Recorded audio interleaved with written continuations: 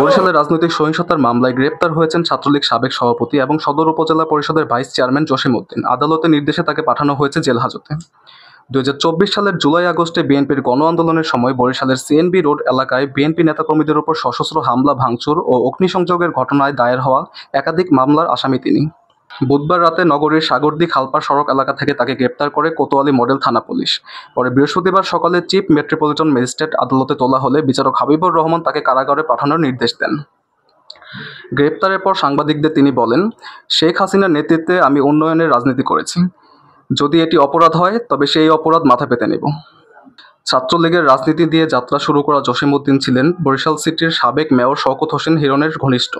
পরে তিনি সাবেক প্রতিমন্ত্রী জাহিদ ফারুক শামীমের অনুসারী হয়ে সক্রিয় রাজনীতিতে যুক্ত ছিলেন।